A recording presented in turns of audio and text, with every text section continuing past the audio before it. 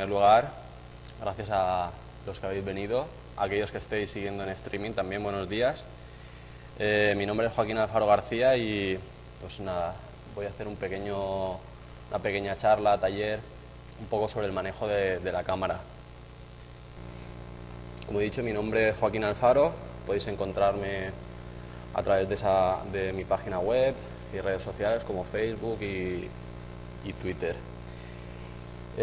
Soy uno de los administradores de Noctámbulos.org, que el año pasado hicimos una charla sobre fotografía nocturna y actualmente pues soy presidente de la Asociación Fotográfica de Novelda.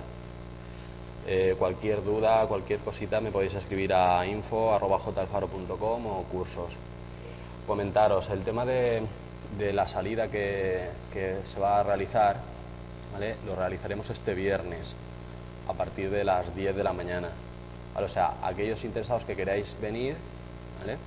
Mandáis un correo a cursos@jalfaro.com con vuestro nombre y vuestro teléfono y demás, y quedaremos aquí en la universidad. Haremos unos pequeños ejercicios, ¿vale? Simplemente eso.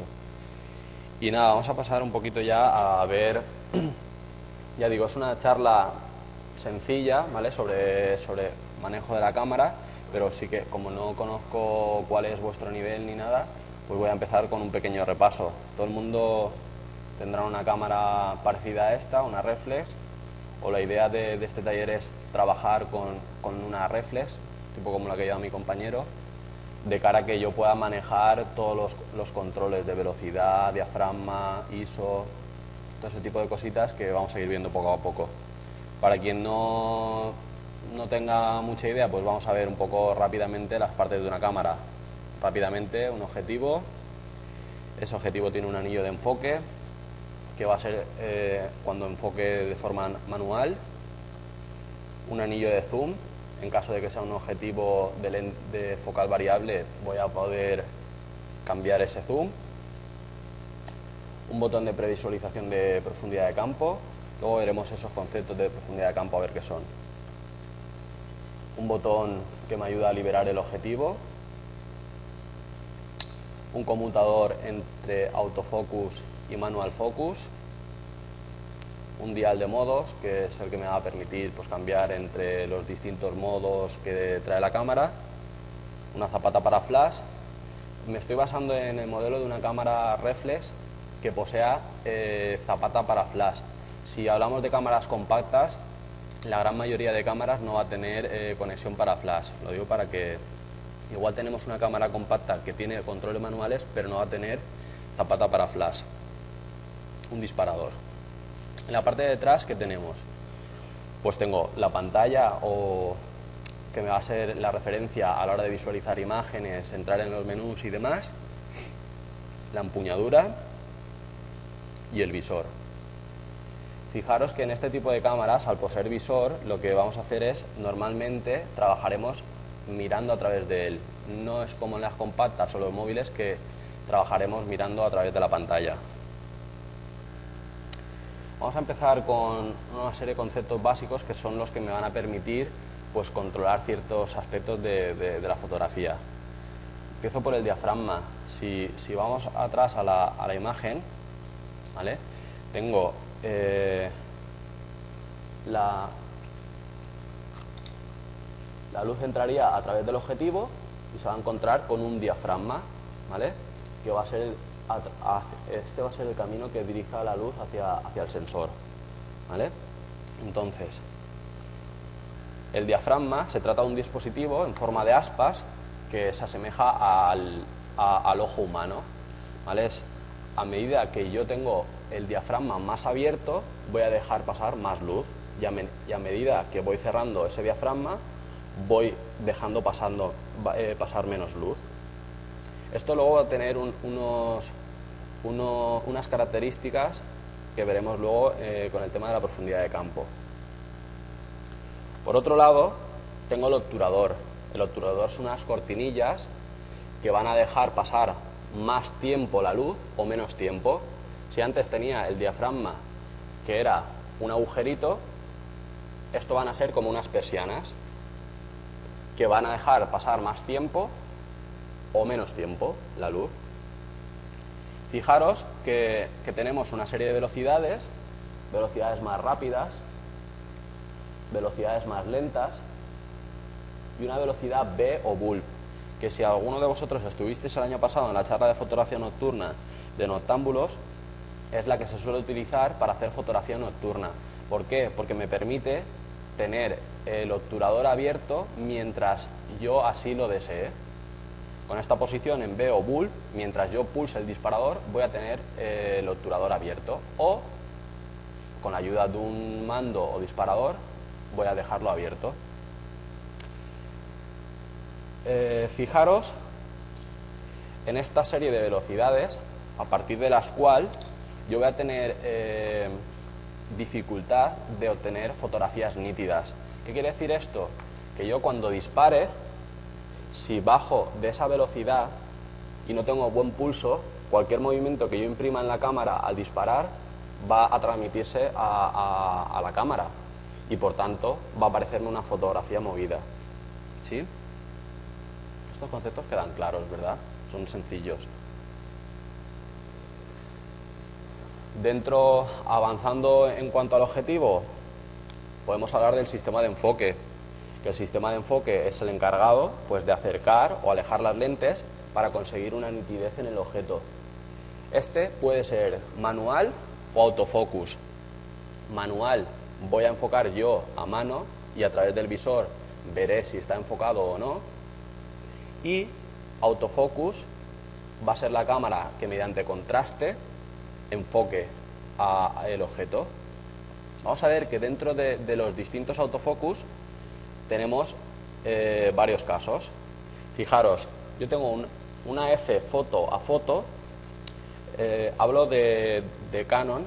En Nikon no sé exactamente cómo se llama, pero tiene que ser algo parecido. El AF foto foto lo que hace es que cada vez que yo aprieto la mitad del botón, pip pip, enfoca, pip pip, enfoca. ¿Vale?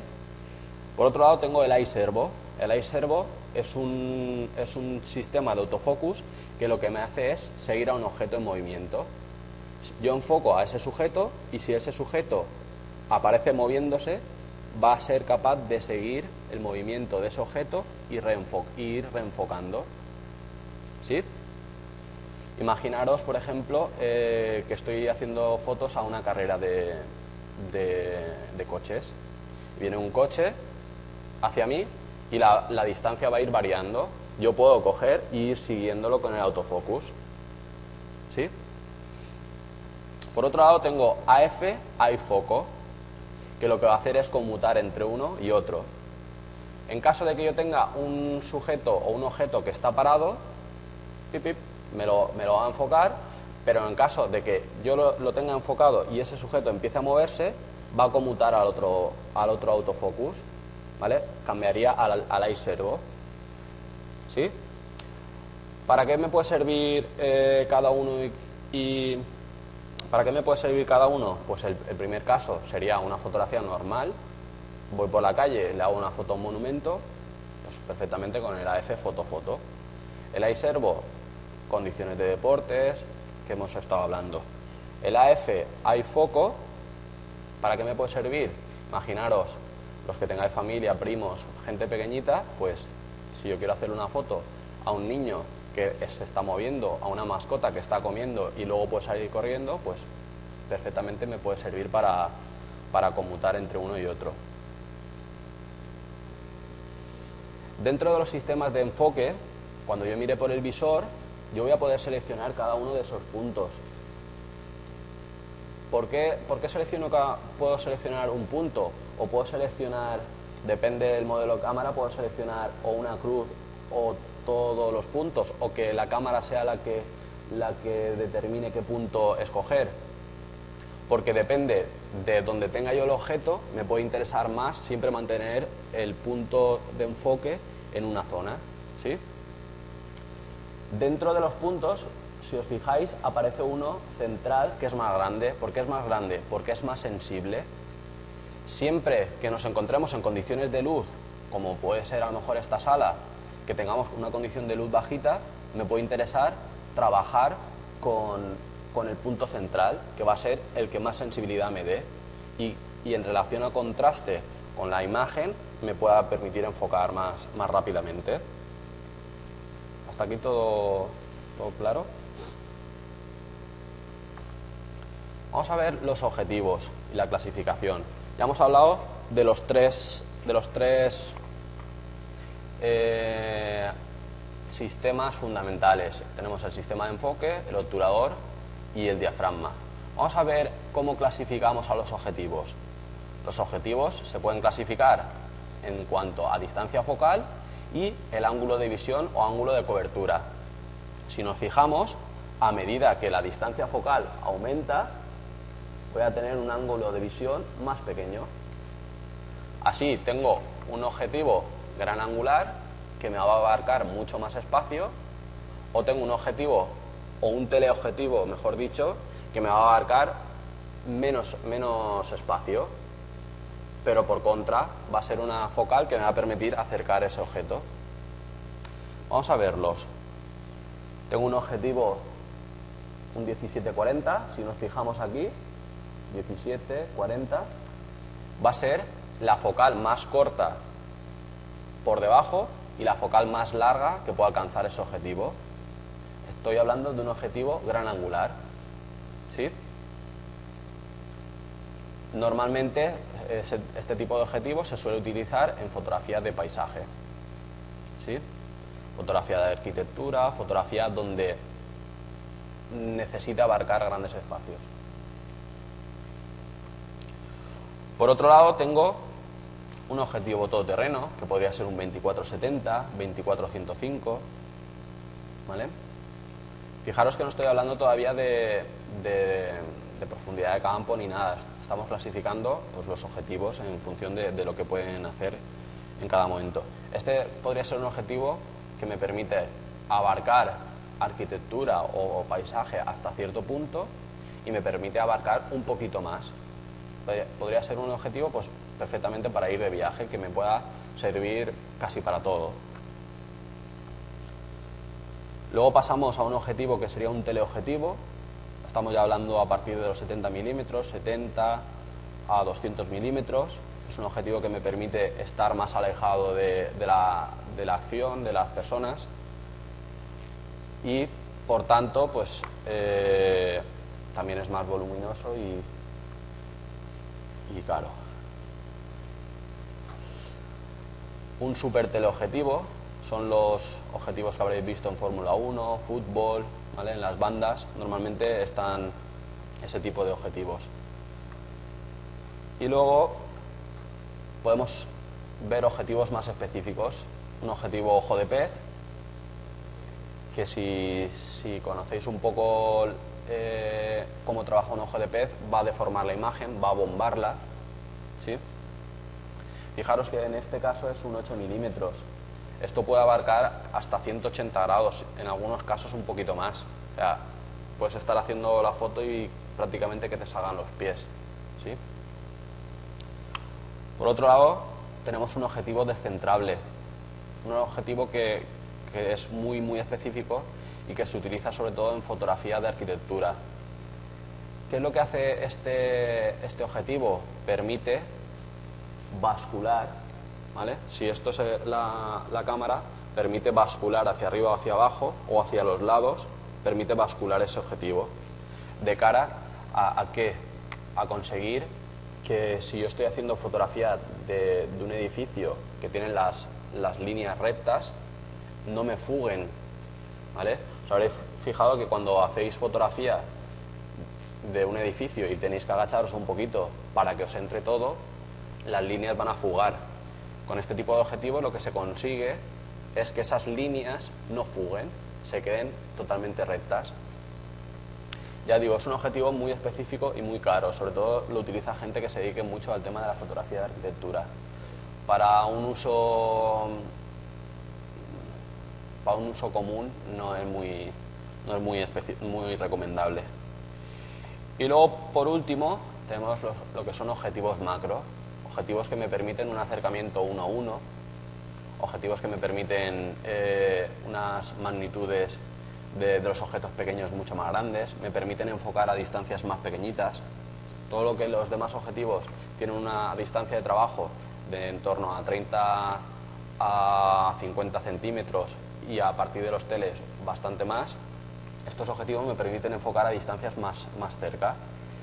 ¿Qué consigo con ellos? Pues lo que he comentado antes, factores de multiplicación 1 a 1. ¿Sí? Vamos a verlo un poquito en imágenes, qué es lo que hace cada cosa. Fijaros, un ojo de pez, imaginaros, para el que no conozca, esto es, por si alguno habéis estado, esto es la explanada del castillo de Novelda, pues alguno la conoce. Aquí abarca casi unos 180 grados. Fijaros qué es lo que ha pasado aquí con la torre. Se ha abombado un poco. Vamos a ver qué pasa con una lente de 24 milímetros. Fijaros ya el recorte que ha hecho. Si paso a 50 milímetros, si paso a 105 milímetros, a 200 y a 400 milímetros. ¿Vale? Fijaros, desde aquí, todo está hecho desde la misma posición de la cámara con trípode. Fijaros cómo ha cambiado la cosa. ¿Vale? Ya simplemente con objetivos. Que me podéis preguntar, oye, pero yo sé que hay gente que tiene un objetivo, un 18-200, perfecto. Ese objetivo te va a abarcar desde la parte del paisaje, te va a abarcar hasta los 200 milímetros. ¿Qué conseguimos? Pues cubrir todo el rango de focales. ¿Cuál es el problema? El problema es que esos objetivos no son muy luminosos. ¿Qué quiere decir con que sean luminosos? Si me vuelvo al concepto del diafragma, no me van a permitir trabajar a diafragmas muy abiertos. Seguramente más de 6,3, que es un diafragma más o menos medio, no me van a dejar trabajar. Con lo que en condiciones de poca iluminación voy a tener problemas. Entonces, conceptos. Si yo trabajo con un objetivo o un teleobjetivo que es constante en su rango de diafragmas, en su rango de focales, perdón, es decir, yo puedo trabajar a 2,8 de diafragma en 70 milímetros o en 200 milímetros, yo puedo trabajar con poca iluminación a lo largo de todo el rango. ¿Por qué? Porque ese diafragma va a ser constante. ¿Qué pasa? Eso encarece los objetivos y la construcción de los objetivos. ¿Vale? Por eso, cualquier duda a lo mejor que tengáis a la hora de, oye, me quiero comprar tal, un objetivo, no tengáis reparos y lo comentamos. Vamos a ver el tema de la profundidad de campo. Vimos que el diafragma, a medida que yo abro el diafragma, me entra más luz. Pero vamos a ver también cómo ese diafragma y la focal, o las distancias focales que hemos estado hablando antes, van a influir en la profundidad de campo. ¿Qué es la profundidad de campo?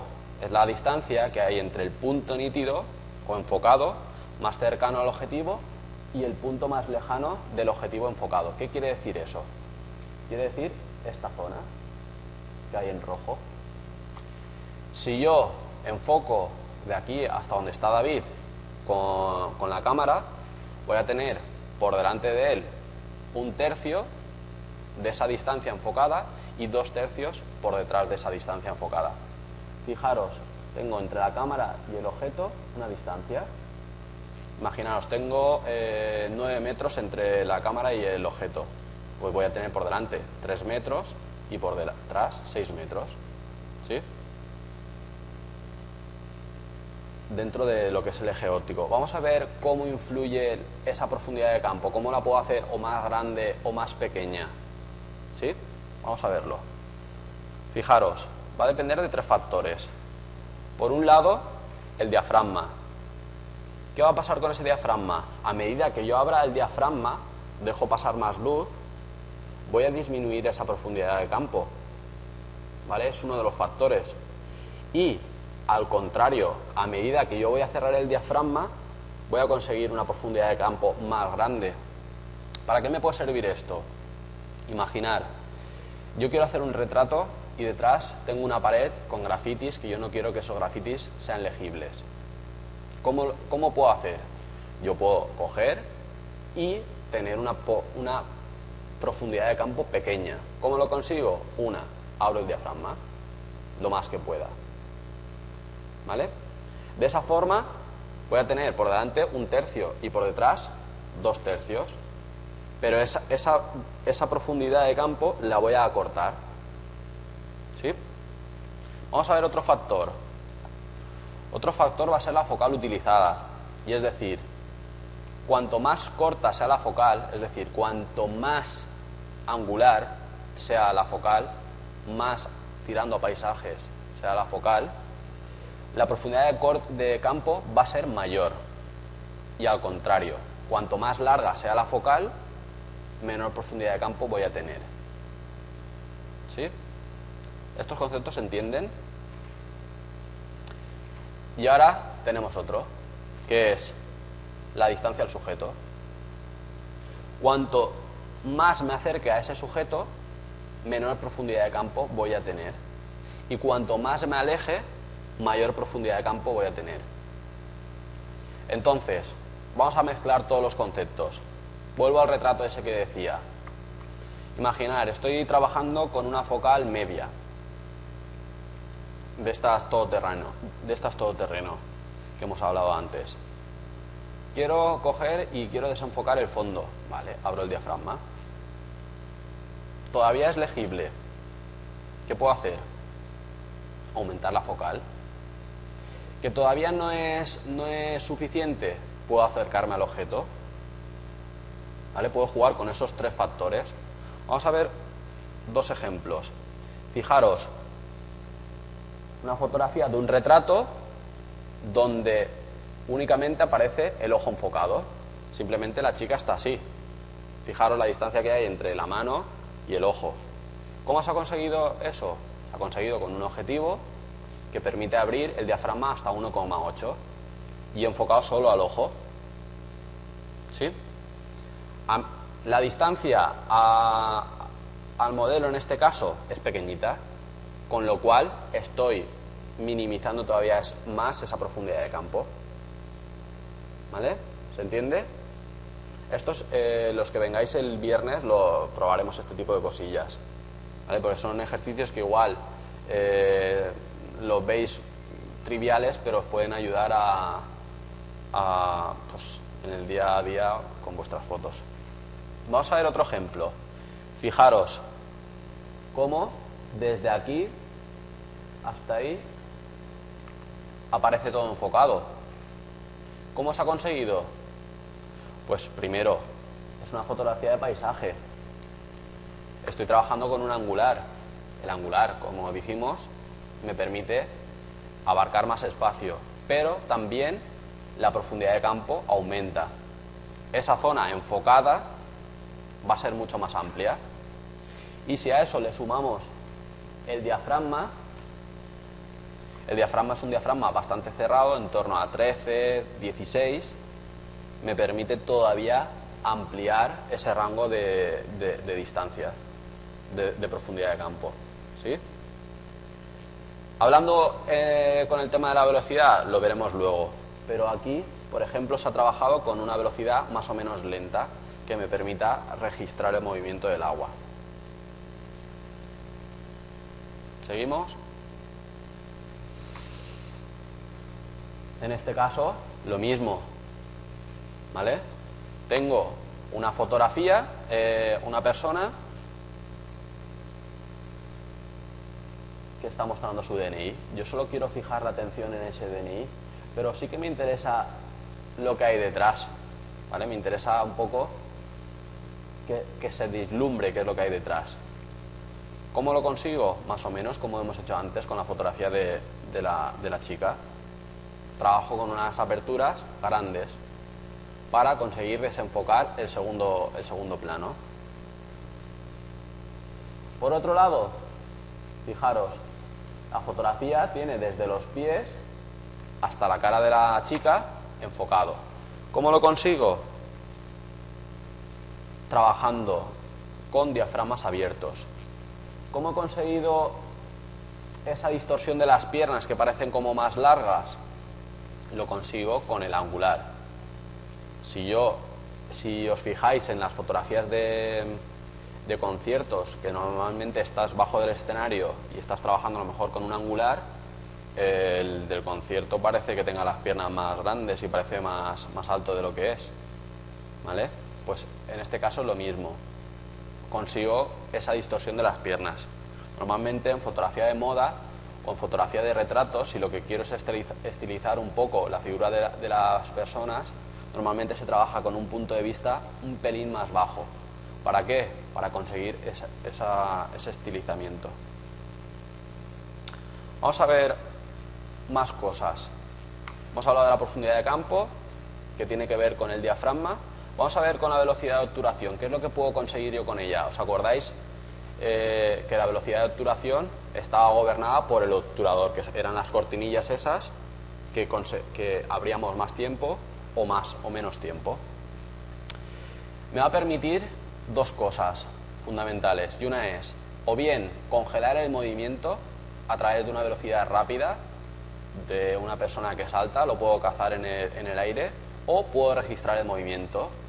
Si vemos las fotos del agua, veis que aparecen las olas un poco movidas.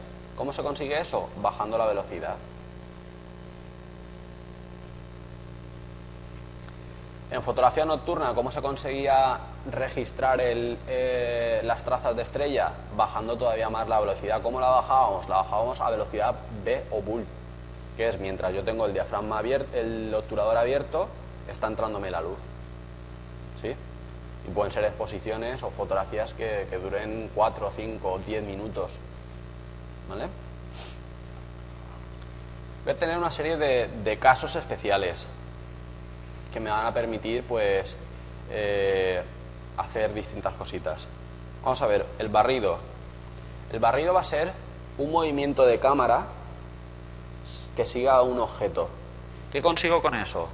Consigo que entre la cámara y el objeto no va a haber movimiento. Donde va a haber movimiento va a ser detrás, en el fondo. ¿Qué obtengo con eso? Obtengo que el objeto va a estar nítido, puesto que voy a estar barriendo a la misma velocidad que el objeto, y el fondo me va a parecer movido. Esto es lo que hacen normalmente los que se dedican a fotografía deportiva en circuitos. ¿Qué pasa? Si la moto pasa a una distancia bastante considerable, la velocidad que imprime no es muy alta en relación a mi posición. Puede estar pasando súper rápido, pero yo lo puedo seguir así. ¿Vale? ¿Qué consigo con eso? Que la parte de detrás y la parte de delante hay mucho mayor movimiento. Esa parte va a aparecer desenfocada. Luego lo vemos con unos ejemplos. Movimientos de cámara sobre un sujeto inmóvil. Por ejemplo, David, acércame la cámara un segundito.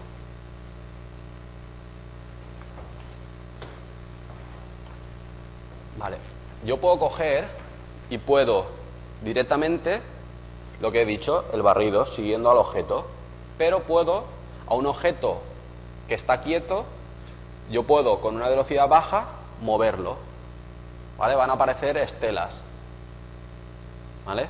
Por hacer algo a lo mejor creativo. O puedo hacer un movimiento de zoom, es decir, mientras yo estoy haciéndole la foto al objeto, puedo variar la focal, si tengo una velocidad suficiente para hacerlo.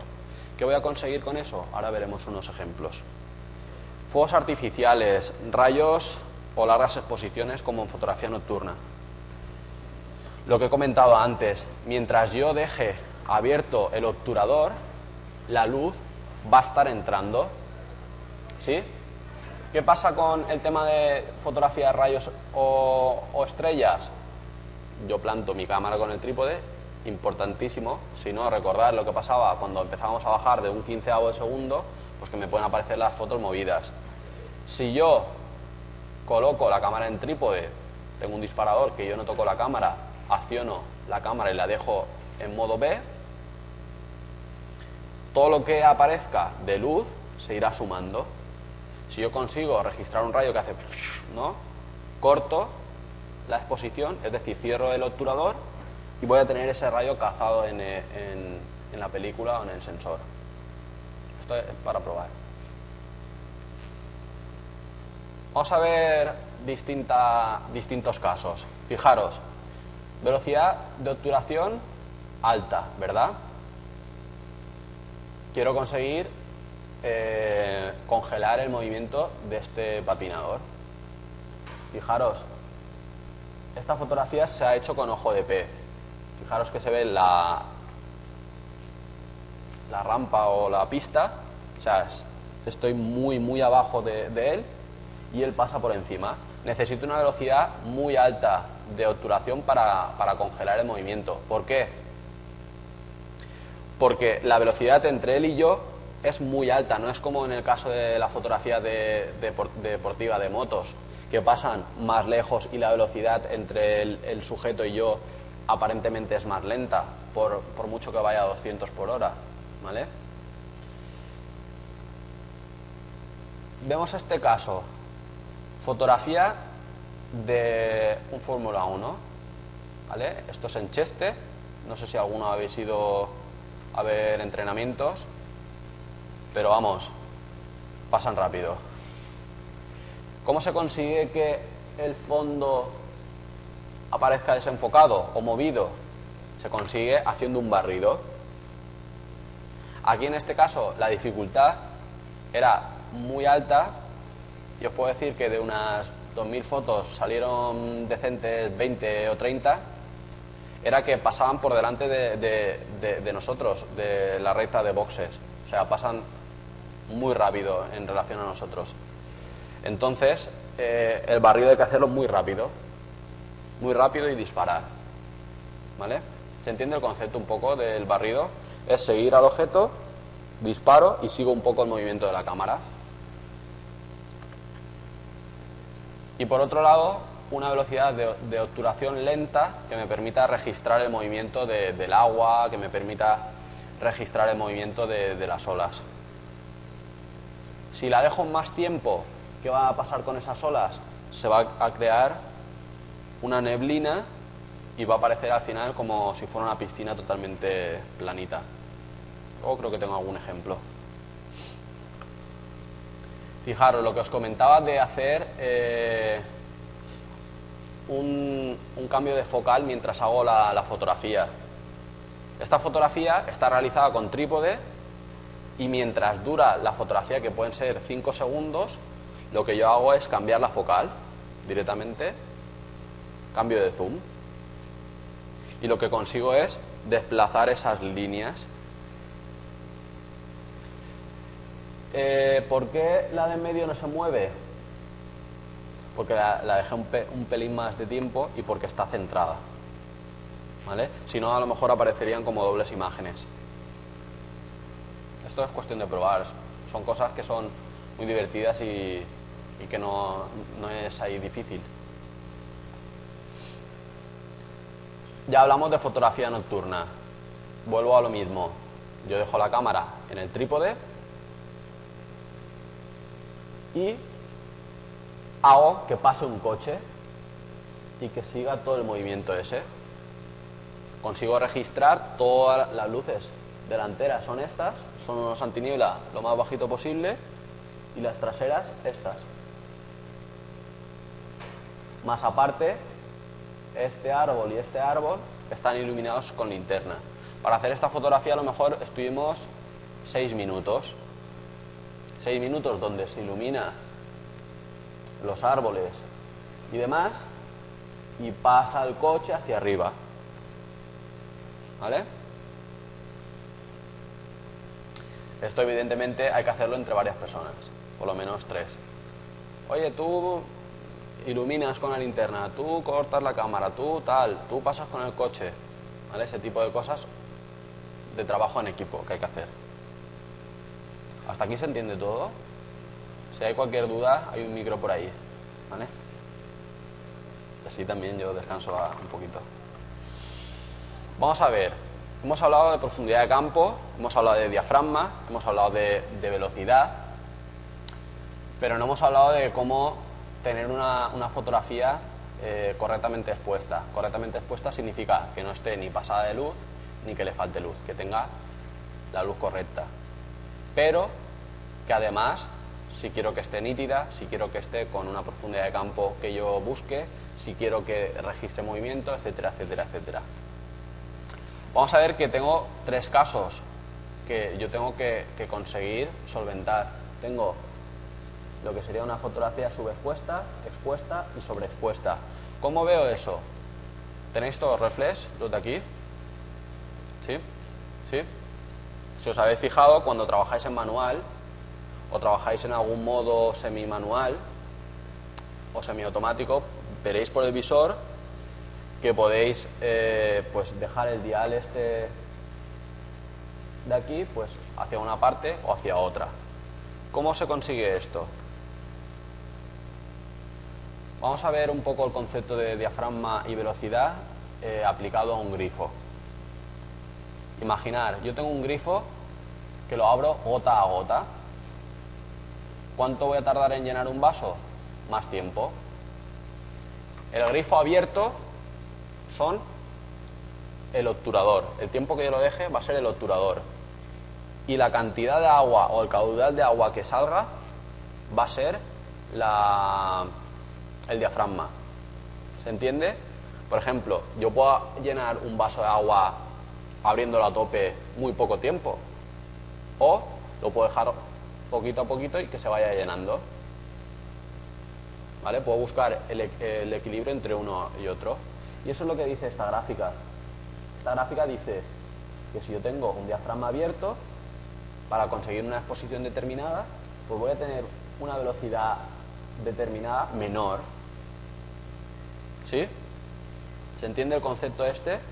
Entonces, en relación a lo que yo vaya buscando, si quiero conseguir más profundidad de campo, es decir, yo quiero un F11, por ejemplo, pues yo voy a mirar por mi visor y mi visor me va a decir, si a F11 vas a necesitar una velocidad X para que esté correctamente expuesta. ¿Qué va a pasar ahí? Que igual esa velocidad es muy lenta y me obliga a trabajar con trípode. ¿Vale? Ese tipo de cosas son las que voy a tener en cuenta si trabajo manual. Si trabajo en automático, disparo y que sea lo que el chino que programó la cámara quiera. ¿Se ha entendido este concepto? No me quiero meter a lo mejor demasiado mucho porque esto es para verlo a lo mejor en el día de la práctica. Entonces, la exposición, ¿qué voy a hacer? Voy a fijar un parámetro u otro, es decir, voy a fijar o bien la velocidad o bien el diafragma. ¿Para qué?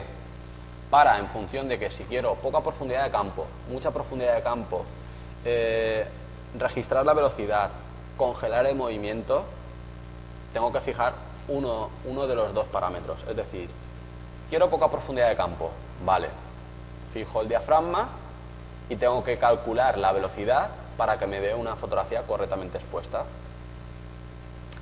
Que por otro lado quiero mucha profundidad de campo, fijo el diafragma, calculo la velocidad. O al revés, quiero coger y quiero congelar el movimiento de un ciclista que va a pasar por ahí corriendo. Pues voy a adecuar la velocidad en torno a 1 partido de 320, eso es ir probando, porque depende la velocidad del móvil, pues va a ser más alta o más baja la velocidad de obturación que necesitéis para congelar. Entonces, si yo quiero congelar a ese ciclista, coloco una velocidad más o menos alta, en torno a 320, 400, por ahí, depende de lo rápido que vaya, y necesito calcular el diafragma para que me dé una exposición correcta. ¿Una duda? Espera un segundo. Y así descanso.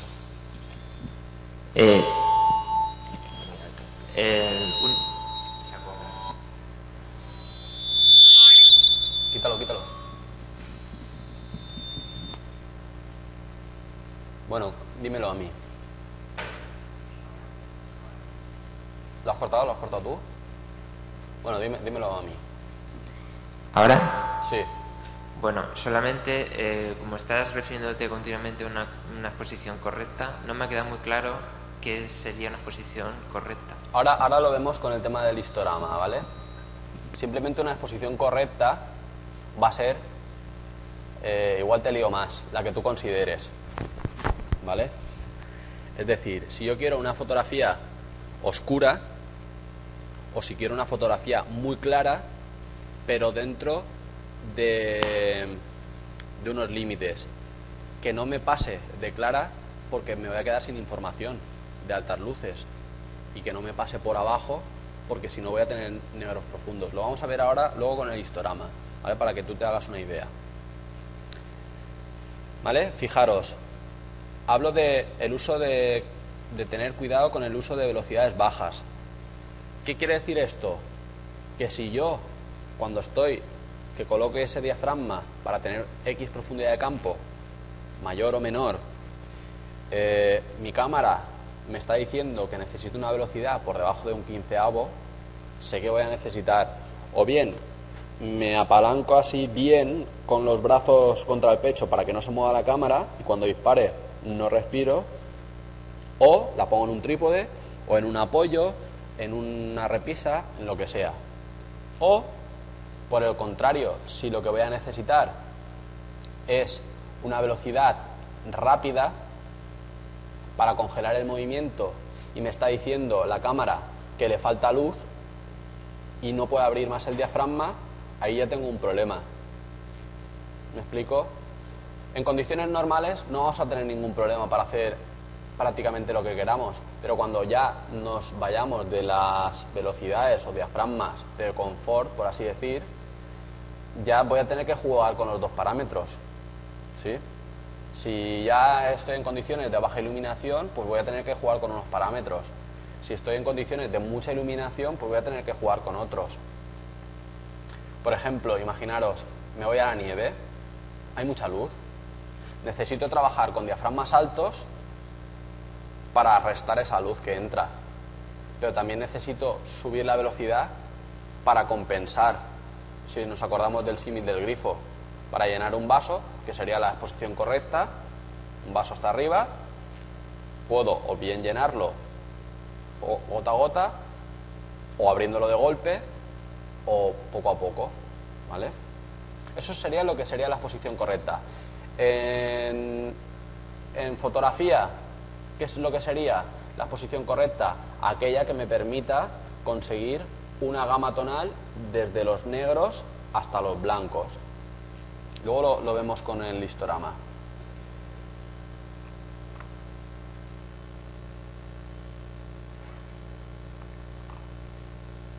¿Qué es el histograma?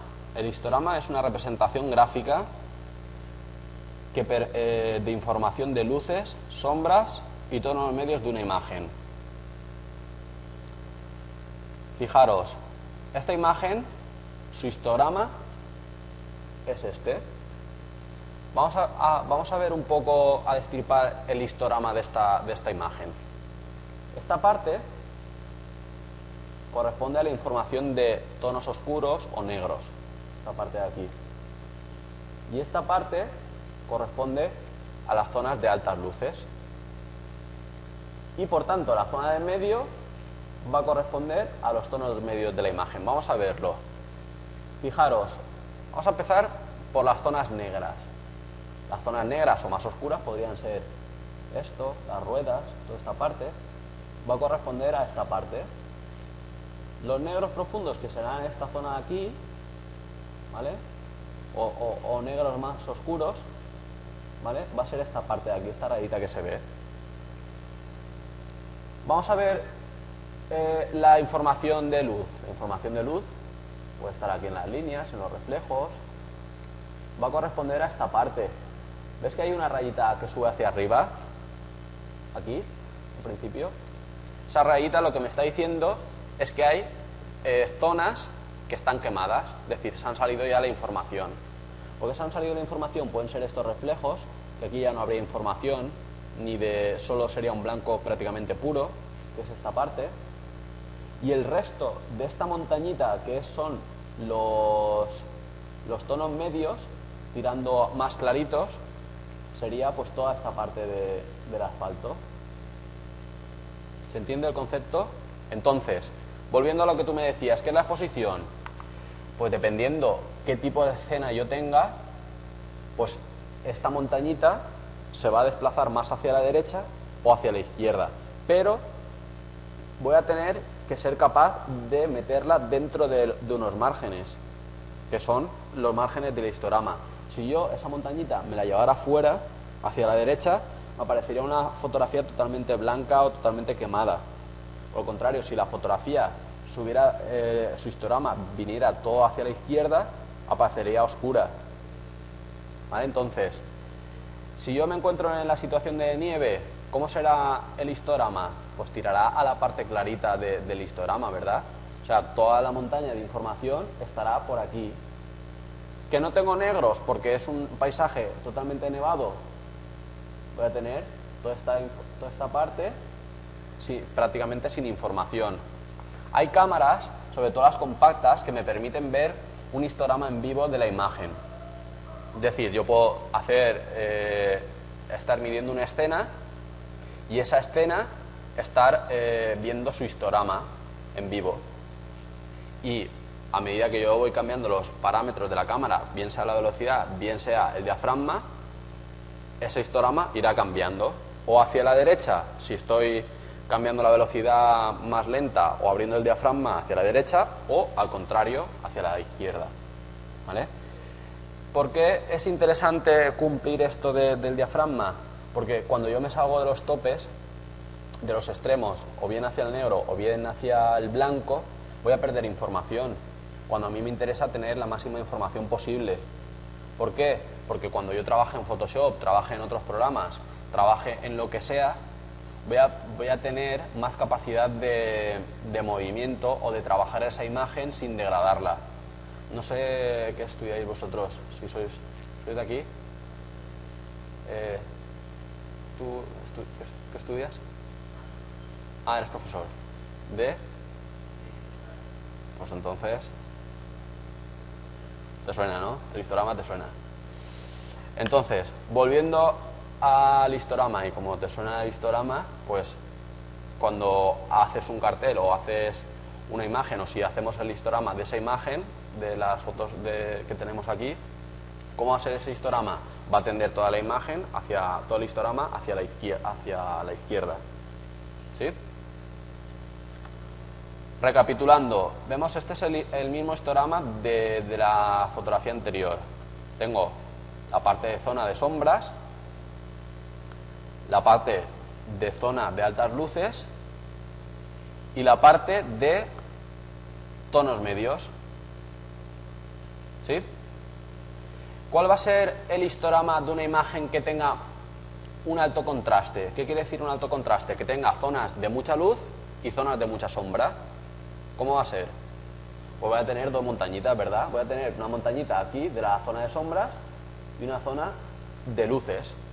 Y en medio no voy a tener nada, prácticamente. ¿Por qué? Porque esos tonos no están. Tengo solo las zonas claras y las zonas oscuras. Y chimpún. ¿Sí? Entonces, volviendo al tema de la exposición, yo voy a tener que ser capaz de, dependiendo del tipo de escena que tenga delante, de no pasarme con la cantidad de luz ni quedarme corto con la cantidad de luz. Luego cuando los que vengáis a la práctica veremos cómo se queda una fotografía quemada, cómo se queda una fotografía que le falte luz y cómo vamos a corregirlo. ¿Sí? ¿Sigo? ¿Hacia adelante? ¿Verdad? ¿Sí? ¿O qué? Pero nos podemos encontrar, ¿eh? Vale. A ver, igual voy un poco rápido, pero como el tiempo es el que tenemos, tampoco puedo pararme demasiado. Pero el día de la práctica, los que vengáis, lo vemos, lo trasteamos, lo probamos y demás. ¿Vale?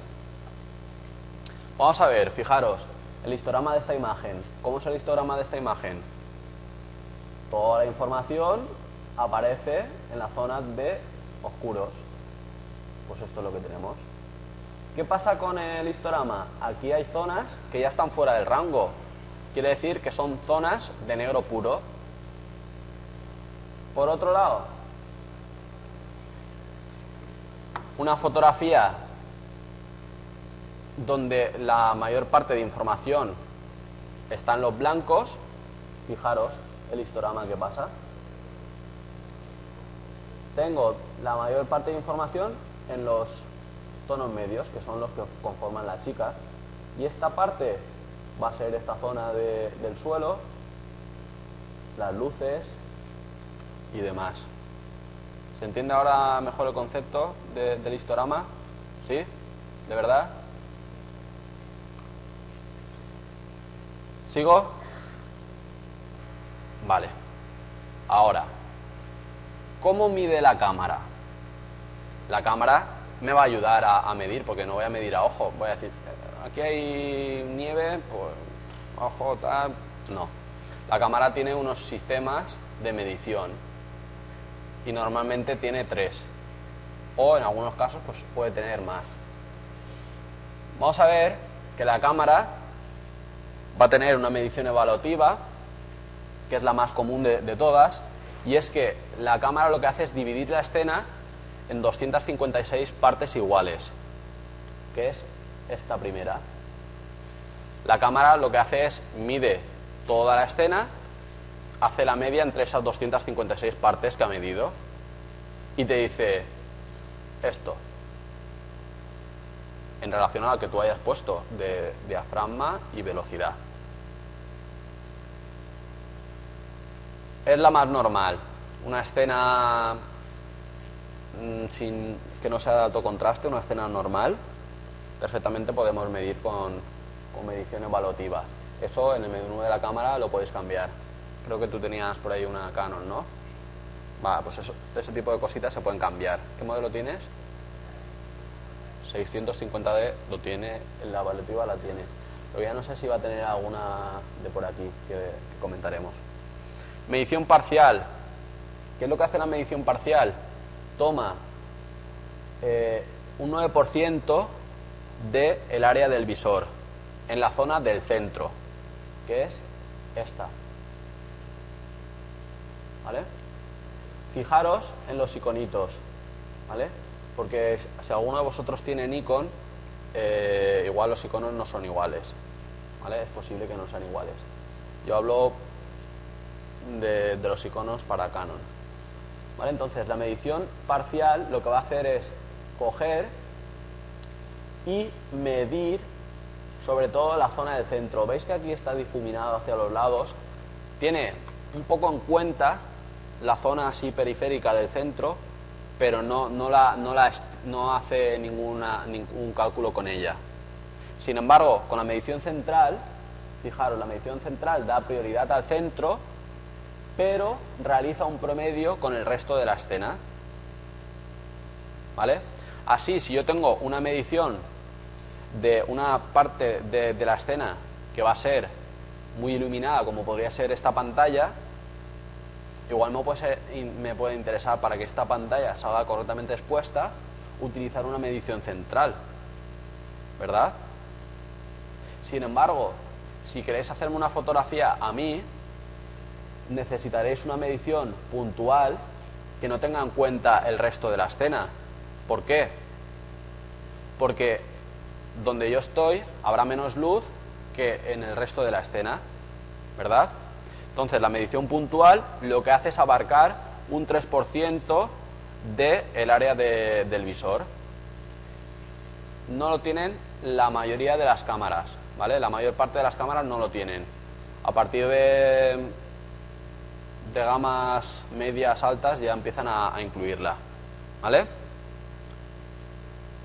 Entonces tenemos medición evaluativa, parcial, central y puntual, que normalmente creo que las puntuales, no sé si la tuya lo tendrá. ¿La tiene la puntual? Perfecto. Imaginaros una calle a oscuras, donde aparece una farola. Yo puedo determinar la exposición para esa farola, o puedo determinar la exposición para toda la escena. Dependiendo de lo que yo quiera medir, pues puedo utilizar una u otra, ¿vale? Imaginaros una calle a oscuras que tiene una única farola. Sería una escena de alto contraste, ¿verdad?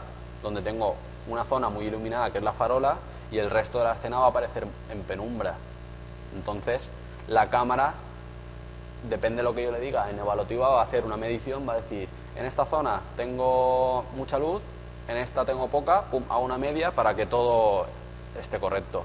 Normalmente la parte de luz la dejará fuera y aparecerá quemada para que el resto de la escena pueda entrar en el histograma. ¿Se entiende el concepto, más o menos? ¿Puedo seguir hacia adelante? ¿Sí? Fijaros cómo en un concierto, por ejemplo, ¿cuál es el problema?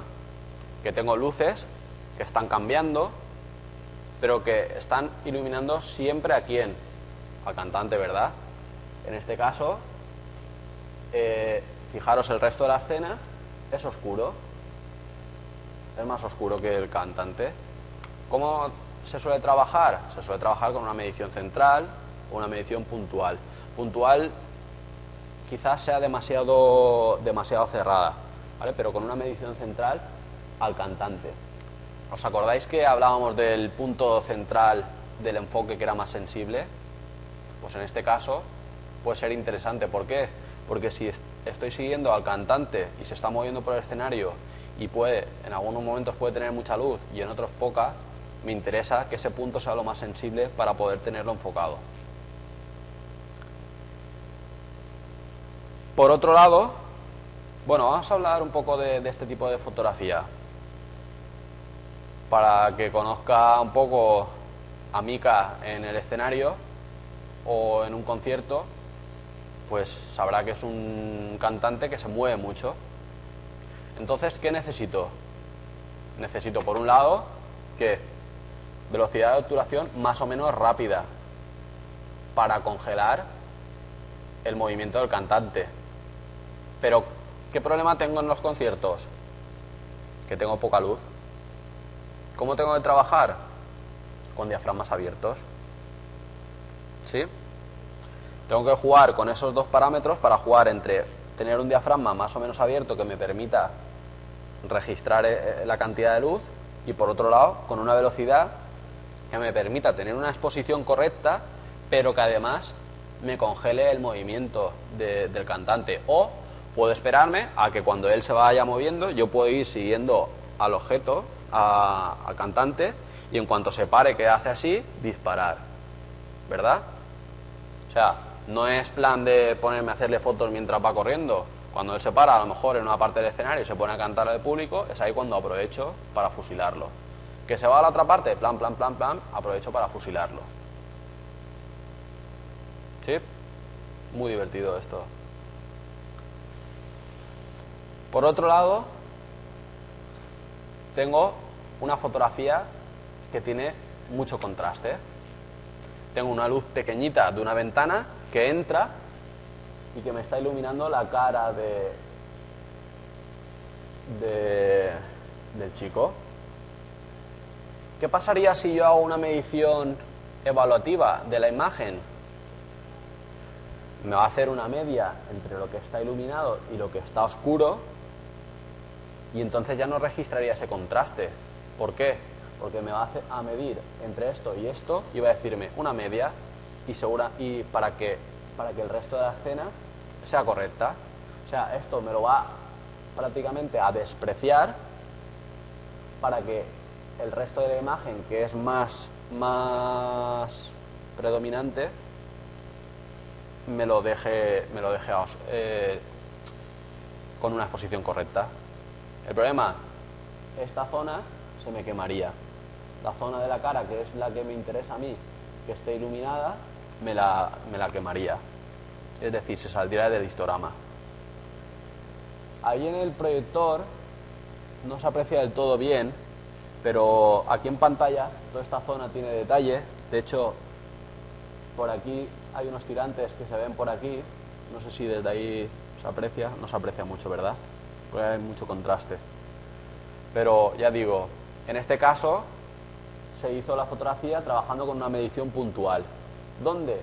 Aquí, a esta zona. ¿Vale? Medimos a ese trocito de la imagen con la cámara en puntual. y discrimino el resto de la escena. ¿Por qué?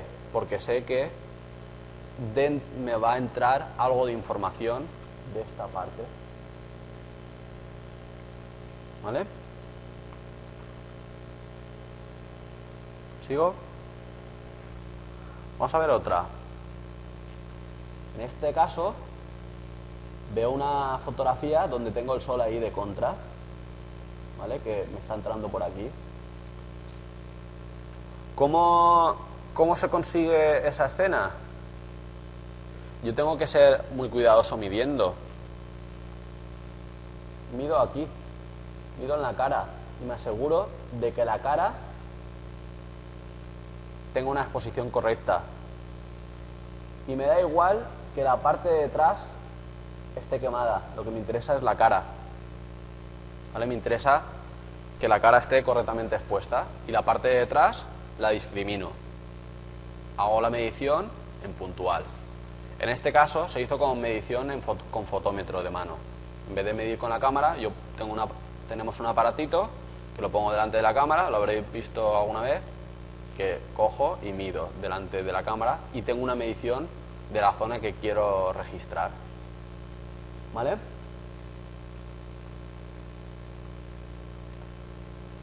Por otro lado, fijaros lo que pasa cuando decíamos que tenía una velocidad más lenta cuando estoy en el mar.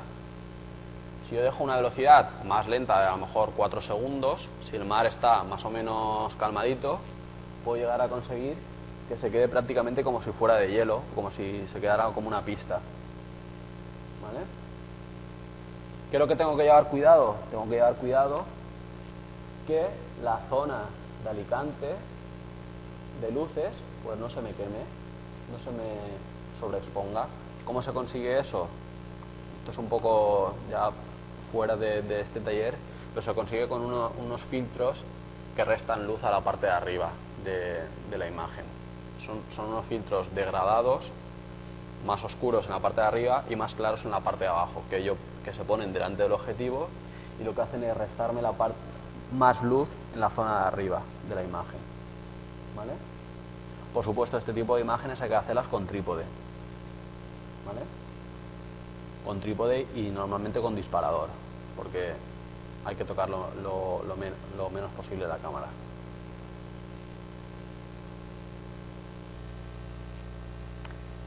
Y si no teníamos poco con el diafragma, la velocidad y tal, y la profundidad de campo y no sé qué, que quiero coger el retrato y quiero el fondo desenfocarlo y no sé qué, pero me falta velocidad y porque me sale movido y tal, metemos el ISO. Que el ISO, por así decirlo y explicarlo así un poco de forma coloquial, sería como el volumen de una radio al que yo tengo una musiquita bajita y voy a subirle el volumen. El ISO lo que me va a conseguir es tener una ganancia de la señal. Pero claro, esto no es infinito. Sabemos que voy a trabajar normalmente con un ISO nominal, que va a ser en torno a 100, 200 en algunas cámaras. 200 ISO va a ser 100, 200 ISO va a ser el ISO normal. Y a medida que yo aumente el ISO, mi cámara va a ser más sensible, es decir, voy a tener más ganancia. Por otro lado, si bajo el ISO, mi cámara va a ser menos sensible. ¿Qué quiere decir esto? ¿O cómo se traduce esto?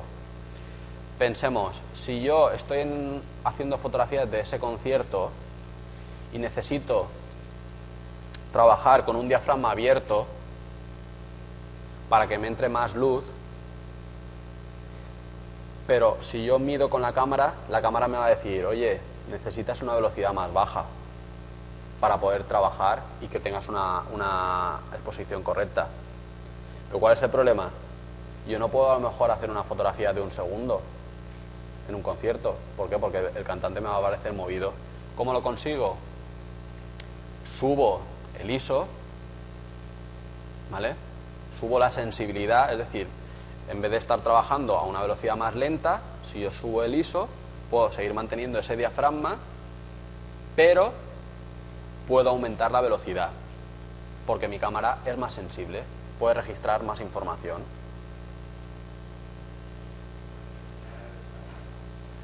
Es un concepto similar al obturador, pero aquí no influye ni la profundidad de campo ni la velocidad de obturación en cuanto a registrar movimiento o no. Sería como has dicho tú, parecido al obturador, ¿vale? Pero ¿cómo lo explicaríamos? Así un símil. Hablamos del grifo como el obturador y el diafragma. Pues esto simplemente sería como a lo mejor colocar otro grifo al lado, ¿vale? Sería como aumentar el caudal de agua a través de dos grifos. Es decir, yo tengo un grifo que cae a gota durante X velocidad, pero si yo tengo otro grifo al lado con las mismas características, voy a llenar el doble de rápido, ¿verdad? ¿Se entiende? Pues esto es más o menos lo mismo. ¿Cuál es el problema? El problema es que no puedo aumentar el ISO como a mí me dé la gana. Voy a tener un problema, y es que a partir de determinados ISOs y dependiendo del modelo de cámara que tengáis, me va a aparecer ruido eléctrico en la imagen. Y eso lo que va a hacer es restarme definición en la imagen. Ahora vemos qué es eso del ruido eléctrico. Normalmente en cámaras compactas, en cámaras más o menos de gama media-baja, en torno a 800 ISO, voy a poder trabajar medianamente decente. Pero a partir de 800 ISO para arriba, voy a tener unas imágenes con poca definición, ¿vale? Vamos a ver qué pasa con eso. Fijaros, cuando yo aumento el ISO, lo que hemos dicho, me va a permitir disparar a velocidades más rápidas, me va a permitir congelar el movimiento en los conciertos. Para que os hagáis una idea, cuando he estado disparando conciertos, pues suelo disparar a unas velocidades en torno a 160, porque estoy trabajando con un teleobjetivo, 160, 200 de velocidad, y normalmente eso me implica trabajar con diafragmas abiertos. Pero así todo, necesito subir la ganancia o ese volumen para conseguir más señal con el ISO.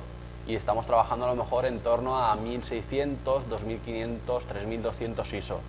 Estamos hablando de cámaras ya de gama alta que me van a permitir subir el ISO sin bajar la calidad de la imagen. Si los que tengáis cámaras más o menos de gama media baja hacéis pruebas y subís el ISO, cuando veáis las fotos ampliadas en el ordenador veréis como una especie de grano o una falta de definición. Eso lo provoca el grano o el ruido eléctrico de la imagen. ¿Dónde voy a tener situaciones de poca luz? Pues conciertos, cumpleaños, bodas, todo ese tipo de situaciones donde yo no voy a poder meter un flashazo por ahí.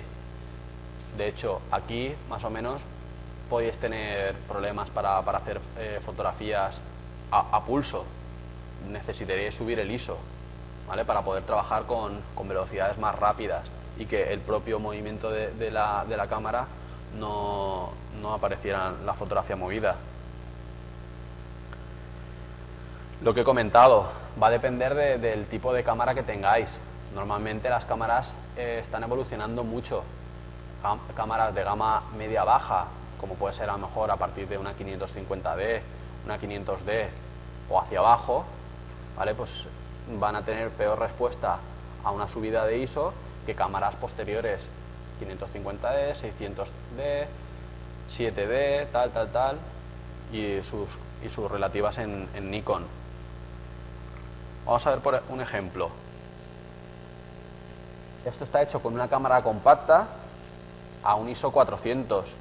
Aparentemente, desde ahí no se nota nada, ¿verdad? No se nota pérdida de la imagen ni nada.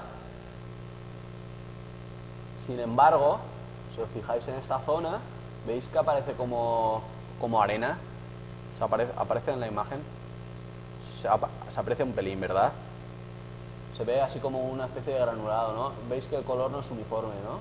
Por lo menos se ve así como un granulado. Pues ese granulado es el ruido. Lo he puesto de esa zona, que es a lo mejor una zona más o menos oscurita, pero eso en la cara de ellos va a restar definición, ¿vale? No voy a tener los pelos o los ojos tan nítidos, voy a tener ese granillo. Estoy hablando de una compacta de hace muchos años y a un ISO 400. Imaginar a esa compacta, si le subimos el ISO, lo que puede aparecer, ¿vale?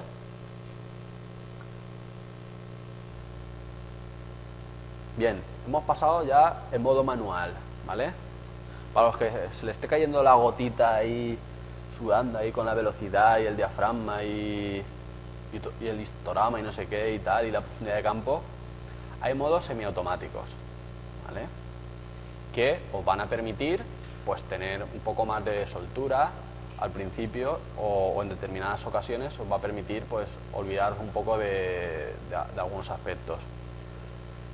Si os fijáis en la parte de arriba de vuestras cámaras, los que tengáis una reflex, pues tendréis modo auto, modo AV, TV, P, o S, o A, modos de deportes, modos de tal. Bueno, pues estos fuera, ¿vale? Luego vamos a ver esta parte de aquí abajo, fuera. Vamos luego a ver qué es lo que está haciendo la cámara en cada uno de esos modos, ¿vale? Después de la charla vamos a poder más o menos saber qué es lo que está haciendo la cámara en esos modos determinados. Vamos a ver, por ejemplo, el modo AV o A. En Canon es AV y en Nikon es A. En Olympus creo que también es una A. El modo AV lo que me va a permitir es coger y fijar el diafragma. Yo fijo el diafragma y mi cámara calcula la velocidad para una imagen correctamente expuesta, ¿verdad? Por otro lado, tenemos el modo TV o S de shooter, que me permite fijar la velocidad y la cámara se va a encargar de calcularme el diafragma automáticamente.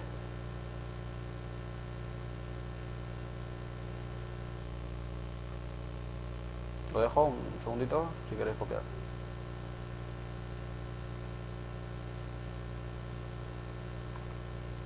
Esto está en el manual de la cámara, ¿eh?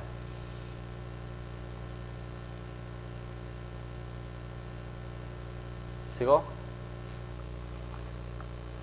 Por otro lado tenemos el modo P o program o paquete o para qué lo usas, ¿vale? Que yo no soy partidario de utilizarlo, ¿vale? Y no recomiendo que lo utilicéis porque la cámara está prácticamente en un modo automático total, solo que en algunos casos te va a dejar cambiar el ISO y cambiar algunas cositas más. La cámara ajusta automáticamente la velocidad de obturación y el diafragma para ajustarse a la luminosidad de la escena. ¿Qué puedo hacer yo? Puedo más o menos determinar con qué ISO va a trabajar, mientras que en un modo automático total la cámara va a decir hasta cuándo tengo que ponerle el flash, ¿vale? Y a mí lo que me interesa es calcular o controlar yo qué es lo que quiero hacer en cada caso. Si quiero que tire flash, que tire flash; si no tira flash, que no tire flash, ¿vale? Y luego tenemos un modo que es asterisco o bloqueo de la exposición, que se encuentra detrás de la cámara, ¿vale? Normalmente en el pulgar. Cuando tengo la cámara para disparar, aparecerá detrás en el pulgar, detrás, en el pulgar. Donde tienes el pulgar puesto, ¿vale? Hay un asterisco. Ese asterisco lo que me permite es, estando en los modos de AV, TV o P, me permite hacer la medición. Imaginar, voy a hacer la medición a lo que es la pantalla. Mido, pulso medio botón, pip, pip, ¿vale? Me ha medido, pulso detrás con el asterisco y ese asterisco me aparecerá en pantalla. Mientras ese asterisco aparezca dentro del visor, encendido, va a decir que la cámara ha bloqueado la exposición para esa zona, ¿vale? ¿Se entiende un poco? Sería como hacer una especie de manual, de modo manual rápido. Yo he medido a esa parte me bloquea la exposición ahí, pero yo luego puedo hacer la foto hacia allá, con la medición de aquí. ¿Para qué puede ser interesante? Puede ser interesante si yo tengo una escena, mido la escena y luego reencuadro a otra zona, ¿vale? Yo no suelo utilizarlo demasiado, hay gente que sí que lo usa bastante, pero vamos, que sepáis que existe, ¿vale? Mientras apretáis el botón, cuando hace pip pip, tenéis que, sin levantar el dedo, pulsáis detrás y aparecerá el asterisco, ¿vale? Y entonces cuando hagáis la foto, a lo mejor a la otra zona que sea más oscura, aparecerá con la medición de aquí, ¿vale?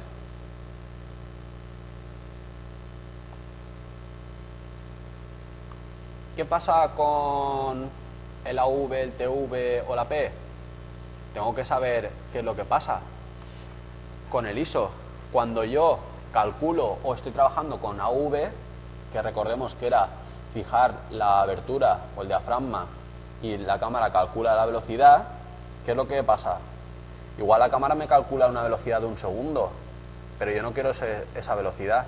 Tengo que estar pendiente de lo que ha calculado la cámara, porque igual me aparece movida la fotografía. ¿Cómo consigo corregir eso? Vale, yo he fijado esa velocidad, pero yo puedo subir el ISO para que la cámara tenga una mayor sensibilidad y me permita disparar a una velocidad más alta. ¿Se entiende el concepto este? O a los valores que calcula la cámara, imaginar, yo tengo fijada una velocidad y la cámara me está calculando un diafragma muy cerrado, ¿vale? Me está diciendo, oye, hay demasiada luz, con la velocidad que tienes y con el diafragma que tienes, todavía te sobra luz. ¿Cómo puedo hacerlo? Quitándole ISO. Si vuestra cámara permite trabajar entre 100 y 200 ISO o hacia abajo, pues lo que voy a hacer es restarle ISO, quitarle ISO. En vez de trabajar a 100, si puedo trabajar a 50, tendré la mitad de sensibilidad, con lo que podré tener un registro menor de luz. ¿Se entiende un poquito? Antes, cuando trabajamos en analógico o en película, teníamos únicamente la cámara y un tipo de película. La película tenía una sensibilidad, siempre la misma. Y me decía, o 400 ISO, o 100 ISO, o lo que sea. Pero aquí no, aquí me permite variar a cada toma el ISO que yo quiera. Luego creo que hay un modo, que no todas las cámaras lo tienen, por eso no lo he puesto, es que hay un ISO automático. Dentro de la V o el TV se puede fijar un modo de ISO automático, creo, ¿vale? No estoy seguro. Entonces, por lo menos la mía no lo tiene, lo que pasa que ya es un poco más avanzada. Entonces, ese tipo de cosas lo que te va a permitir es que, fijando tú ese diafragma, la cámara te calcule una velocidad adecuada para que no te aparezca movida. No estoy seguro al 100%, ¿vale? Lo digo, probarlo, los que tengáis esa opción y lo veis, ¿vale? Vamos a ver qué es lo que pasa con los modos de programa que tienen las cámaras. Los que tengáis cámaras pues de gama media-baja, normalmente las que vienen en los kits de MediaMark, FNAC y este tipo de cosas, pues si hemos visto la ruleta esta, ¿verdad? Abajo tiene los modos de retrato, paisaje, macro, deporte, poca luz, nocturna, retrato con poca luz. ¿Qué es lo que hace la cámara en esos casos? Vamos a pensar, ¿qué es lo que hace la cámara en el modo retrato? La cámara en el modo retrato lo que va a tratar de hacer es coger y desenfocarme el fondo, ¿vale? ¿Cómo lo consigue? Dice, vale, pues yo voy a abrir el diafragma.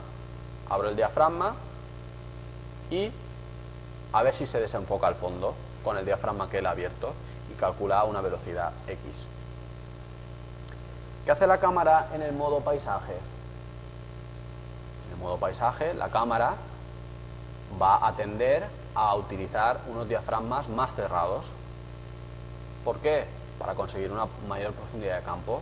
Si os acordáis, las fotos que os he puesto del cabo, pues aparecía todo enfocado desde el primer plano hasta el último. ¿Qué es lo que hace la cámara en modo noche? Pues la cámara en modo noche lo que va a hacer va a tender a unas velocidades más lentas. Te va a decir, oye, tienes que poner el trípode, y va a calcular para la luz ambiente que tengamos, va a calcular una exposición con un diafragma más o menos abierto y un diafragma y una velocidad de obturación más o menos lenta. ¿Qué va a hacer en el modo macro? Lo mismo. Me va a permitir enfocar quizá un poco más cerca, aumentar esa profundidad de campo, ¿vale? Y ese tipo de cosas es lo que está haciendo la cámara en los modos auto, ¿vale? Como hemos estado viendo un poquito cómo funciona la cámara por detrás en el modo manual y qué es lo que hago al variar la velocidad y al variar el diafragma, más o menos puedo conseguir eso, sabiendo un poco qué es lo que quiero. ¿Qué es lo que hace la cámara en el modo retrato nocturno? Pues lo que hace la cámara en el modo retrato nocturno te dice, hey, ¿quieres flash? Sí, pones el flash, te ilumina el primer plano y luego tienes un poquito más de exposición para que capte la luz del fondo. Eso lo podemos conseguir nosotros, no tengo que ponerle modo retrato de noche. ¿Y si es modo retrato al amanecer? No es igual. ¿Qué es lo que hace la cámara en el modo retrato a contraluz? Pues lo mismo. Va a medir la parte de detrás para que esté correctamente expuesta y la parte de delante, ¿cómo la va a iluminar? Con el flash. ¿Vale? Entonces, son situaciones que se nos pueden dar en cualquier momento. Si yo necesito hacer un retrato a contraluz y quiero que la parte de detrás me aparezca correctamente expuesta, no como en el caso de la chica esa que os he puesto, que tenía un árbol que entraba la luz desde atrás y directamente he omitido que esa parte se quemara. En este caso yo necesito exponer para el fondo, pero la parte de delante se me va a quedar a oscuras. ¿Por qué? Porque tengo menos luz. Necesito iluminarlo de alguna forma. ¿Cómo? Con flash.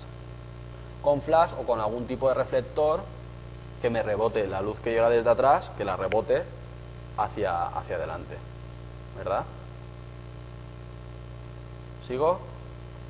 Entonces, repetir conmigo. No usaré los modos...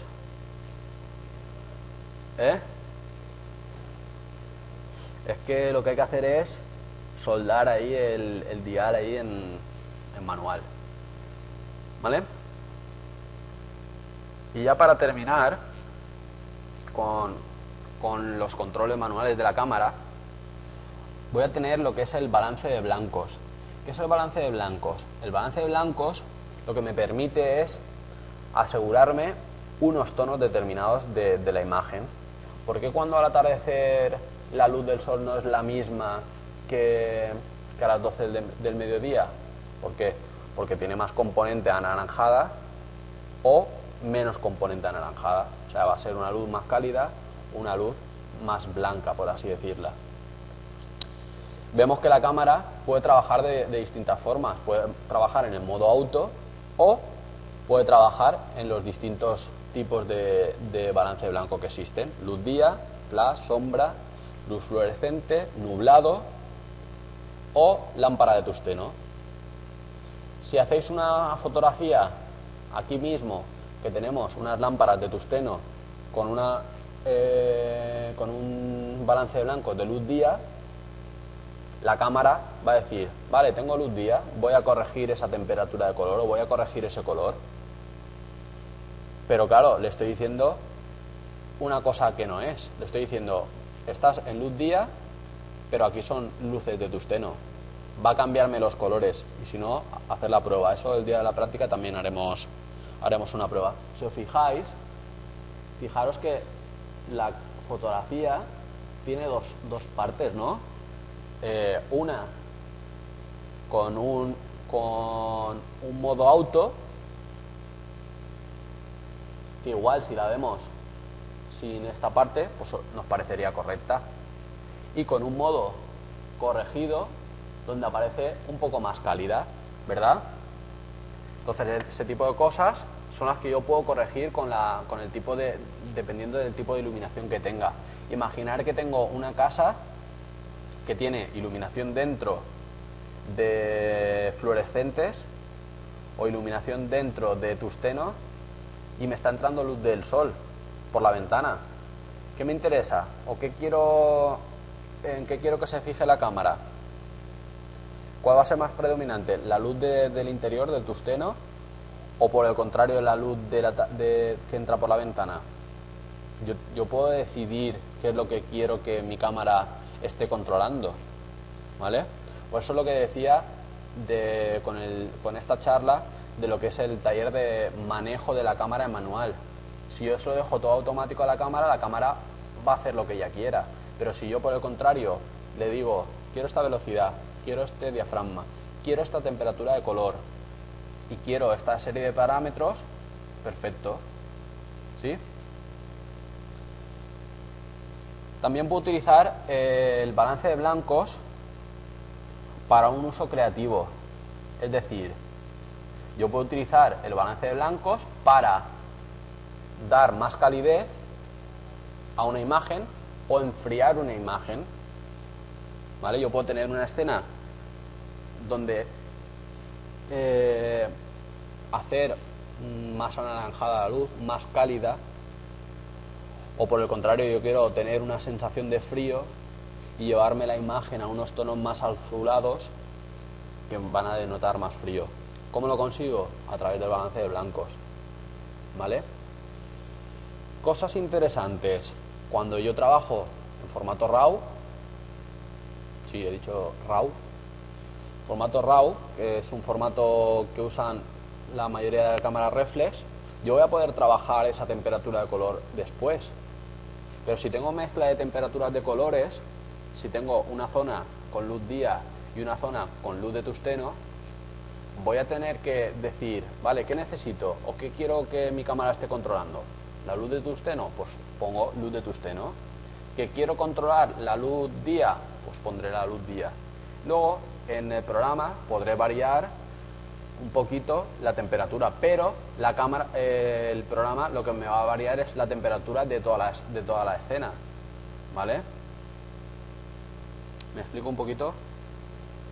Entonces, interesante, los que no vayáis a trabajar en RAW, que trabajéis con vuestra cámara en formato JPG.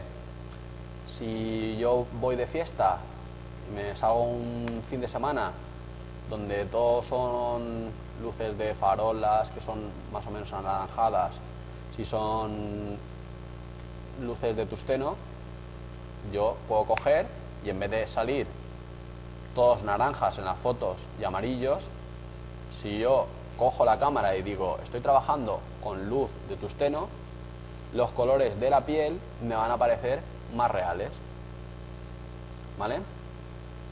Si por el contrario estoy en la nieve y tengo luz día y tengo la cámara configurada en otro modo, me va a parecer totalmente distinto, ¿vale? O sea, con eso llevar cuidado.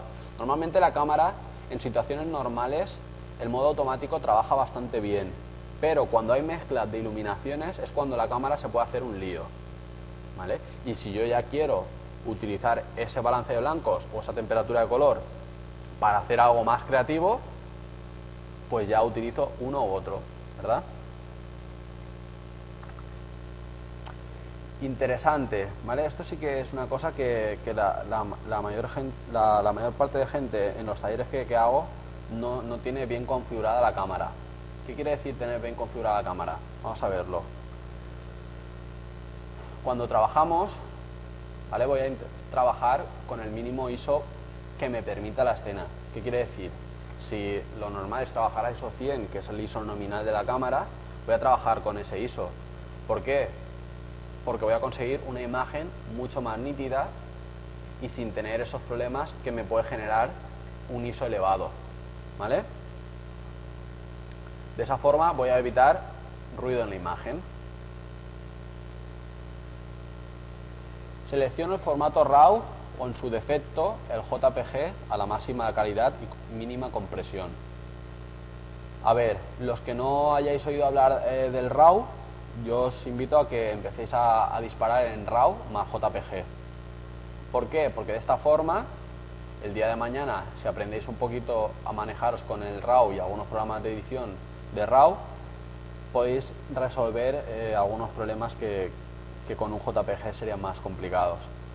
¿Por qué JPG a la máxima compresión en caso de que no queráis usar el RAW y no tengáis una cámara que dispare en formato RAW? Porque si yo voy a editar ese archivo, lo voy a editar voy a tener menos problemas de edición y más margen de maniobra con un archivo grande con toda la información posible que no con un archivo más pequeñito, ¿sí? En caso de querer hacer ampliaciones y tener una buena resolución en la ampliación, es interesante ya partir de un archivo más grande, lo más grande posible. Ahora mismo las cámaras y las tarjetas de memoria son bastante asequibles, con lo que yo os invito a que empecéis a trabajar pues por lo menos en RAW más JPG. Importante, Adobe RGB en el perfil de salida de tu cámara, ¿vale? ¿Qué quiere decir esto? Normalmente los que enviamos fotografías al laboratorio, la mayor parte de laboratorios fotográficos trabajan con perfil RGB, ¿vale? Si yo voy a subir imágenes a internet o imágenes a lo mejor para imprenta, ya van a ser otros perfiles, pero no, normalmente es mejor trabajar en Adobe RGB y luego si quiero cambiar otro perfil ya en Photoshop puedo cambiarlo, ¿vale? Voy a tener la máxima información posible. Y para enviar a imprimir a laboratorios, Adobe RGB, a no ser que ellos os digan lo contrario. Si disparo en JPG, como en el JPG es más complicado cambiar el balance de blancos de la iluminación, me interesa decirle a la cámara qué tipo de iluminación tengo. Si tengo una iluminación de tungsteno, o si tengo una iluminación de fluorescente, o si tengo una iluminación de luz día. En RAW también es recomendable, pero voy a tener más margen de maniobra a la hora de editar. Voy a poder editar el RAW mucho más fácil. Voy a poder cambiar la temperatura de color o el balance de blancos mucho más fácil, ¿sí? Y por último, y más importante, que es lo que muchos no hacen, es leerse el manual de la cámara, ¿vale? Porque me encuentro que igual vosotros tenéis Canon y más o menos todas las Canon son iguales, pero hay gente que viene con Olympus, que vienen con Pentax, que vienen con Nikon, que vienen con vete tú a saber, y el problema es que no sabemos, los que damos cursos de fotografía no sabemos dónde están todas las cosas y tardamos un poquito más en descubrirlas. Interesante, leeros a lo mejor aunque sea la guía rápida, no estoy diciendo el manual este que son a lo mejor 150, que también, pero sí la guía rápida que os va a permitir pues eso, conocer un poco las posibilidades que tiene vuestra cámara, cómo configurarla, cómo cambiar los modos, cómo cambiar el enfoque, ¿vale? Porque hay cosas que en el taller yo no explico y que dentro el manual pues tiene unas opciones personalizadas y demás. Y para terminar, tengo unas 4 fotografías comentadas y una pequeña proyección. ¿Hay alguna duda o algo que queráis preguntar o algo que queráis preguntar para el viernes o demás? Vale. Dentro de estas fotografías comentadas, pues un poquito volvemos a lo mismo. Una fotografía de concierto, en este caso fue aquí en el Paraninfo de la universidad y tenía una luz muy puntual. Pues yo necesitaba trabajar que me midiera la escena de él, la cara. Necesitaba trabajar ¿cómo? Con una medición puntual, con un diafragma bastante abierto, con una velocidad más o menos en torno a 1.200 que me permita tener las imágenes lo más nítidas posibles y con un ISO bastante elevado. Por otro lado, si yo quiero hacer una fotografía de una libélula y necesito ese acercamiento, voy a tener que trabajar con objetivos macro que me permitan estar de la libélula a una distancia así, ¿vale? Para sacarla con ese tamaño. Esta fotografía, si pudiéramos ampliarla, veríamos hasta las celdillas de los ojos, ¿vale? Eso se consigue con objetivos macro. Con objetivos normales o objetivos que trae el kit de la cámara no es posible. ¿Sí? Por el contrario, una fotografía realizada desde un coche en marcha, ¿vale? Imaginaros, estoy siguiendo al corredor, saco el brazo desde el maletero del coche, saco el brazo y consigo congelar al corredor en el aire totalmente nítido. Imaginaros, tampoco van a una velocidad excesiva, pero ya hay un movimiento de la propia vibración del coche, del brazo así sacándolo y del corredor, ¿vale? Entonces, una velocidad más o menos alta. ¿Aquí qué me interesa? Me interesaba sobre todo que trabajar en manual. ¿Por qué? Porque si no, ese cielo igual tiene más luz y si trabajara en un modo automático la cámara diría, uy, aquí hay mucha luz, voy a quitarle.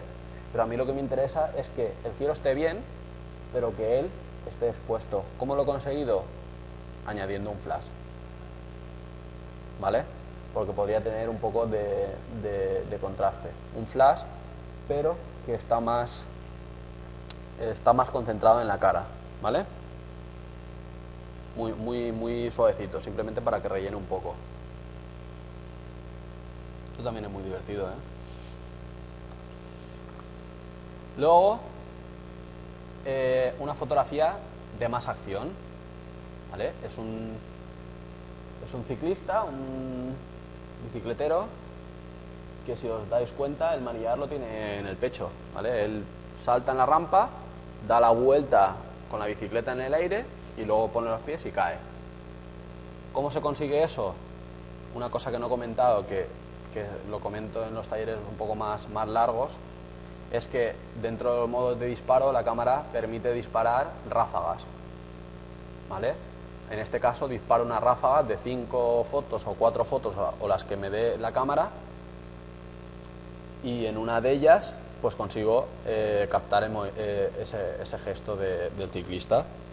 Fijaros que hasta las ruedas aparecen totalmente congeladas. ¿Por qué?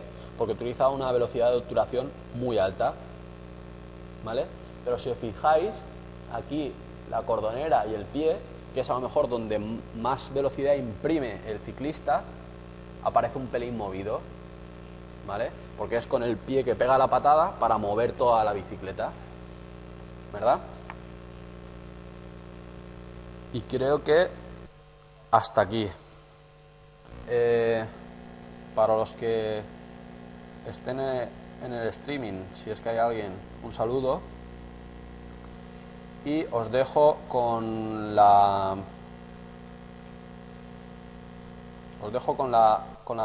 transparencia de mis datos de contacto.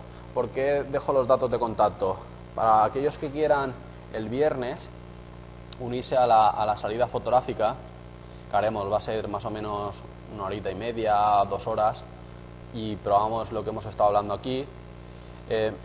Quisiera que me enviarais un correo a cursos@jalfaro.com y entonces pues quedaremos en un sitio de aquí de la escuela para irnos por aquí y hacer unos ejercicios, ¿vale? Sí que es interesante y quiero que me mandéis el correo para saber un poco la gente que va a poder asistir, ¿vale? O la gente que va a asistir. Y si en caso de que seamos pocos o seamos demasiados, ¿vale? Pues quedar otro día en otro sitio o lo que sea. Pero mi intención es hacerla este viernes, ¿vale? Sobre esta hora también. Sí, ¿vale? Quien no pueda, pues igualmente que me escriba y me diga, oye, yo no puedo. Y luego más adelante, si yo hago un taller y hacemos una salida, no hay problema en que os vengáis y lo probamos, ¿vale?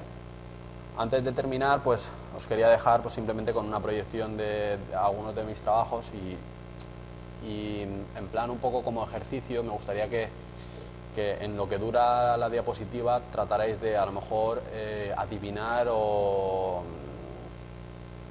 pensar un poco cómo se ha hecho esa fotografía, si es una imagen de larga exposición, de corta exposición, etcétera, etcétera, etcétera, ¿vale? Para mí ha sido un placer haber ofrecido esta charla y cualquier cosa, los que vengáis el viernes nos vemos y cualquier cosita tenéis ahí mi correo y mis redes sociales para poneros en contacto conmigo para lo que necesitéis, ¿vale? Si no hay preguntas, os dejo con la proyección.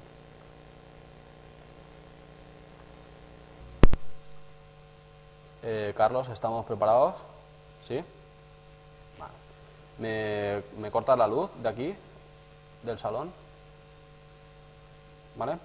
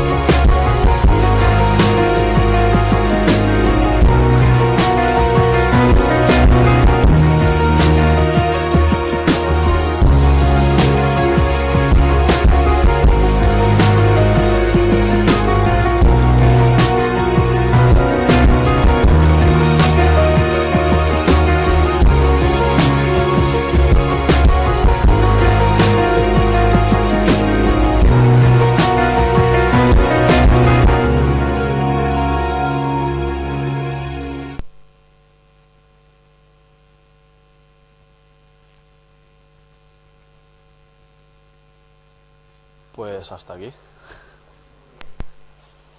Cualquier cosilla, lo que he comentado.